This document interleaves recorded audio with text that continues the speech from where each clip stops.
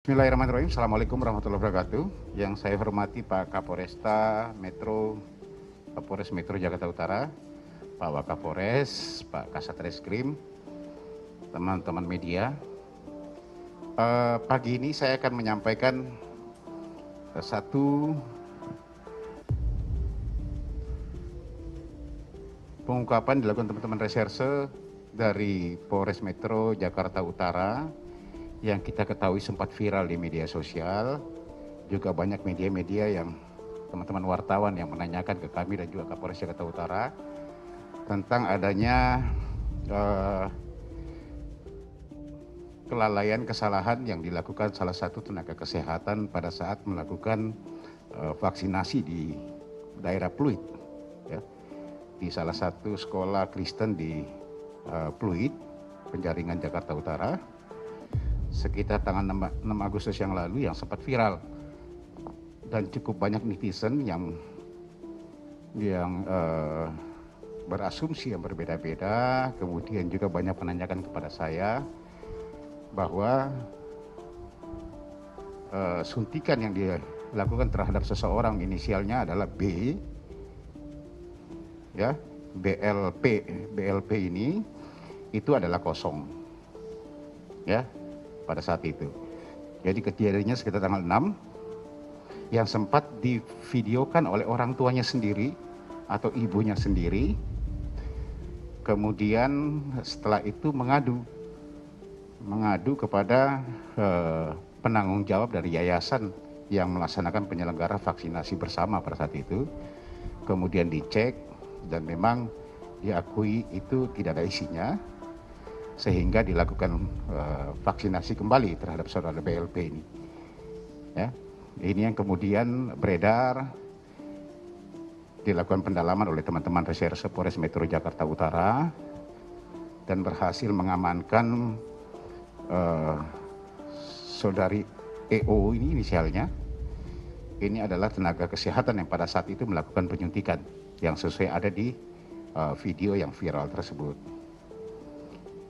Sementara kita masih mendalami saudari EO ini, ya, dia memang salah satu perawat tenaga kesehatan. Kami masih mendalami dan sudah masuk dalam tahap penyidikan, ya. Setelah kita memeriksa beberapa saksi-saksi yang ada, juga beberapa barang bukti yang sudah kita lakukan penyitaan, termasuk satu buah botol vial, ya, untuk ini, kemudian juga suntikannya, dan ada beberapa alat-alat lain yang memang biasa dipakai untuk melakukan kegiatan vaksinasi kepada masyarakat, yang pada saat sekarang ini memang kita Jakarta ini sedang gencar-gencarnya melakukan vaksinasi, karena upaya untuk memutus mata rantai itu sekarang ini adalah dengan melakukan vaksinasi dan juga protokol kesehatan. Alhamdulillah Jakarta sudah 95% lebih, dengan harapan kita inilah upaya untuk membentuk suatu herd immunity adalah dengan vaksinasi. Saudari EO ini adalah seorang perawat yang memang diminta tolong, karena kami memang terus terang untuk melakukan vaksinasi massal ini membutuhkan relawan-relawan untuk melakukan sebagai vaksinator yang tugasnya setiap hari selama kegiatan vaksinasi massal untuk warga Jakarta, dia adalah sebagai vaksinator. Ya, ini harus kita juga kesampingkan. Tetapi yang namanya negara kita negara hukum, apapun kesalahan di situ ada aturan yang mengatur, termasuk di dalamnya adalah Undang-Undang Nomor 4 Tahun 1984 tentang wabah penyakit menular. Ya, setelah kita dalami, kita lakukan pemeriksaan terhadap bersangkutan, ya, kami persangkakan di pasal 14 di Undang-Undang Nomor 4 Tahun 84 tentang wabah penyakit menular. Ya, kami masih mendalami terus. Termasuk kalau teman-teman menanyakan motifnya seperti apa, apakah kemungkinan ada motif lain, nanti nggak apa-apa kita sampaikan. Biar yang bersangkutan nanti bicara sendiri. Biar semuanya lebih jelas. Ancamannya adalah 1 tahun penjara. Ya, ini mungkin awal teman-teman semuanya yang perlu saya sampaikan. Ini masih berproses. Mudah-mudahan teman semua bersabar. Atau ada yang mau ditanyakan?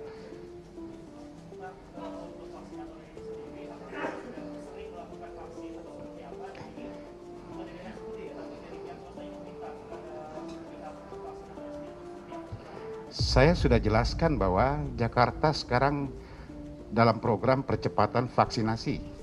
Se-Indonesia, Jakarta ini nomor 1, ya, alhamdulillah ya. Untuk menuju herd immunity itu, menurut WHO 70%. Hari ini Jakarta sudah 95, sekian persen lah, mendekati, sudah melewati dari herd immunity WHO. Banyak kegiatan-kegiatan yang kita lakukan, baik pemerintah daerah, TNI, Polri, untuk melakukan percepatan vaksinasi Jakarta. Karena Jakarta ini barometer. Termasuk Polda Metro juga membuat vaksinasi merdeka. Nah, yang sulit kendalanya biasanya yang kita hadapi adalah vaksinator.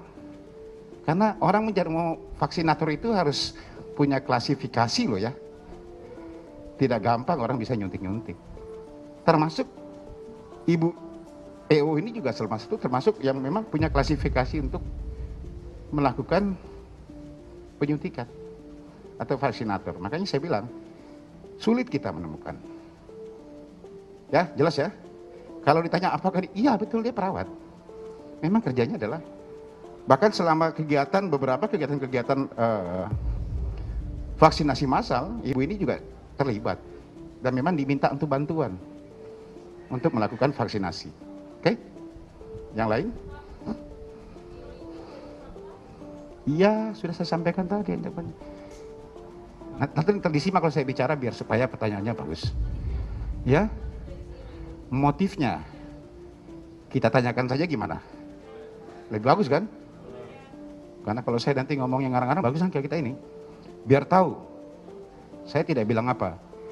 Vaksinator juga sama. Ya, nakes beliau ini. Ada 3 di zaman pandemi ini yang kita bisa bilang itu adalah pahlawan kita. Tapi ada konsekuensi kerja yang harus ditanggung setiap pelanggaran. Termasuk polisi juga sama. Melanggar juga ada kode etiknya. Siapa 3? Yang pertama adalah dokter yang merawat orang-orang yang COVID kan. Bagi kita pahlawan. Tenaga kesehatan yang vaksin, gila loh. Itu orang-orang yang memang kita jadikan pahlawan. Yang ketiga siapa? Tukang gali kubur. Karena yang meninggal banyak. Nah, kita tanyakan saja. Lebih bagus yang bersangkutan sendiri, saudara EO ini yang bicara sendiri. Oke, silakan.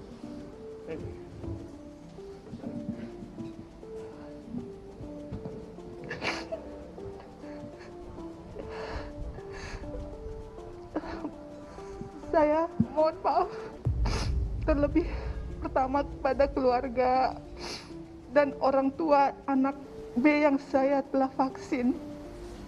Saya mohon maaf yang sebesar-besar. Saya tidak ada niat apapun. Saya murni hanya ingin membantu menjadi relawan untuk memberikan vaksin. Saya juga minta maaf kepada seluruh masyarakat Indonesia yang telah diresahkan oleh kejadian ini.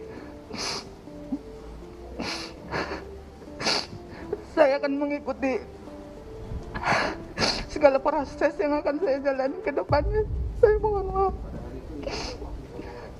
Hari itu saya vaksin 599 orang.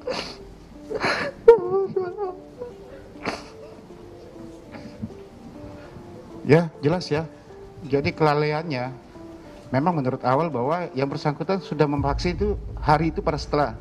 Itu sekitar 599 dan dia merasa bahwa memang lalai, dia tidak memeriksa lagi karena mungkin sudah, harusnya kan memang ketentuannya kan harus diperiksa dulu. Ya, itu yang dia sampaikan. Tapi kami masih dalami terus yang lain. Seperti apa? Oke, ada yang mau tanyakan? Iya. Ya. Ya, nantinya iya akan kita hitung semuanya, tapi ya, nantinya semuanya iya, karena kami akan memeriksa semua, termasuk saksi-saksi ahlinya adalah dari yang berkompetennya dalam hal ini, termasuk perawat mungkin apakah ada tindakan, itu kan ada sendiri, internal sendiri, ya Mbak ya? Oke?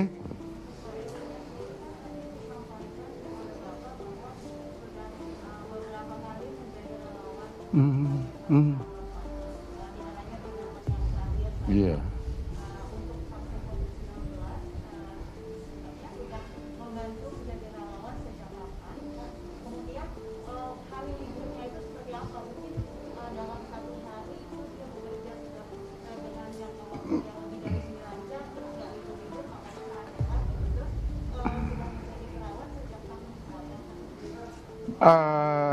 Ini sudah masuk ke dalamnya jauh sekali oleh yang terakhir ya.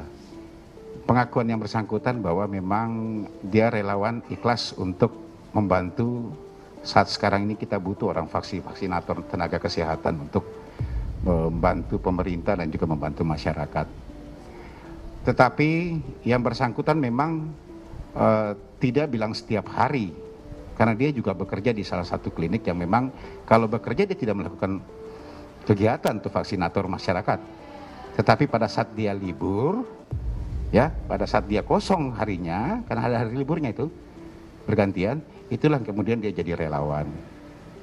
Jadi tidak setiap hari dia nyuntik, tidak.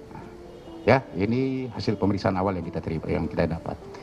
Misalnya 1 minggu dia cuma ada libur 1 hari, ya 1 hari dia bekerja, 2 hari dia bekerja full, karena kosong. Di hari liburnya dia gunakan kesempatan untuk kemanusiaan, ya, kemanusiaan menjadi relawan vaksinator. Sulit, sekarang ini kita juga nyari sulit. Banyak sekarang vaksinator ini malah yang terkonfirmasi positif, sehingga sangat kurang. Vaksinasi Merdeka yang digagas oleh Polda Metro Jaya, kami merekrut 1.800 relawan tenaga kerja untuk vaksinator.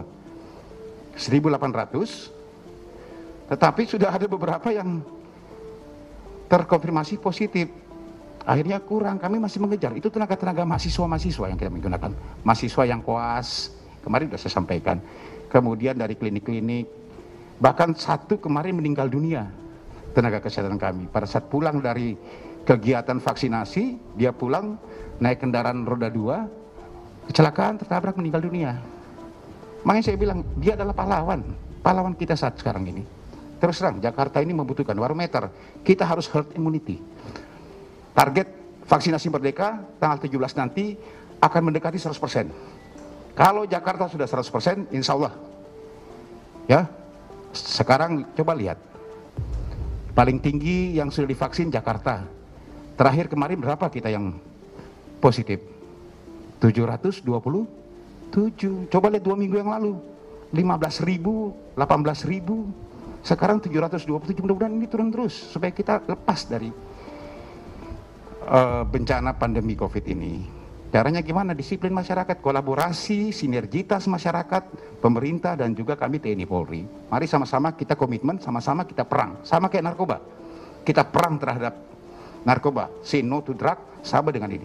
Ayo kita perang sama-sama pandemi. Oke teman-teman semua, terima kasih. Assalamualaikum warahmatullahi wabarakatuh. Apalagi sayang?